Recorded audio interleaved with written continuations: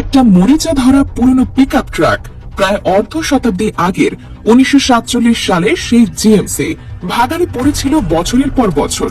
কোথাও কোনো ব্যবহার নেই, শুধু ধুলো, জং আর বাতাসে ক্ষয়ে যাওয়া শরীর। অনেকেই হয়তো একে দেখলে বলতো এটা আর কিছু হবে না, কেবল স্ক্র্যাপ হিসেবে বিক্রি করা যাবে।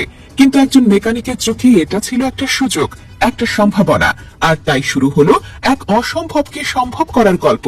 ট্রাকটা যখন কর্মশালায় আসে তখন প্রথমেই ছাদটা কেটে ফেলা হয়, কারণ এই ট্রাকটাকে রোডস্টারে রূপান্তর করতে হলে পুরনো স্ট্রাকচারকে ভেঙে ফেলতেই হবে।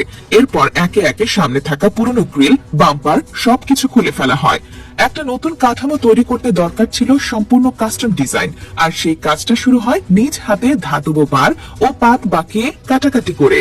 কোনো রোবোটিক যন্ত্রের ব্যবহার নেই, সবই মানুষ আর তার হাতে গড়া কারিগরি। এক একটা ধাতব প্যানেল, এক একটা বডি পার্ট এমন ভাবে তৈরি হয় যেন মনে হয় কোনো ভাস্কর শিল্প করছে। ভেতরের দিকেও চলে আসে আধুনিক ছোঁয়া, বদলে ফেলা হয় স্টিয়ারিং কলাম, ড্যাশবোর্ডের ডিজাইন, এমনকি দরজার স্ট্রাকচারও। দরজার ওপরের অংশ নতুন করে গড়া হয় ছাদের সঙ্গে মানিয়ে নেওয়ার জন্য। ছাদটাও পুরোটাই তৈরি হয় হাতের ছোঁয়ায়, বাঁকানো ধাতব পাত দিয়ে একেবারে মসৃণ ভাবে।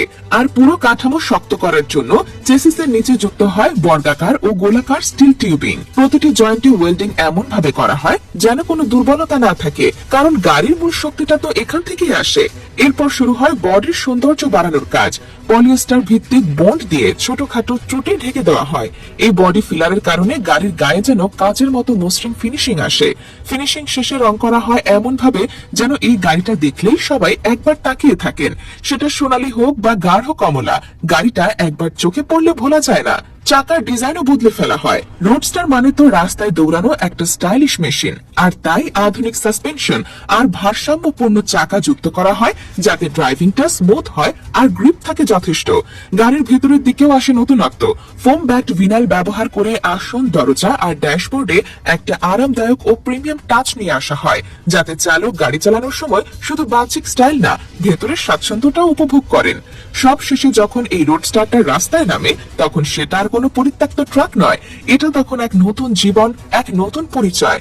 ভিডিওর শেষ দৃশ্যে আমরা দেখি সেই গাড়িটা গ্রামের রাস্তায় ধীরে ধীরে চলে যাচ্ছে, মাথা উঁচু করে, যেন বলে দিচ্ছে আমি এখনো বেঁচে আছি এবং আগের চেয়েও অনেক বেশি সুন্দর ভাবে।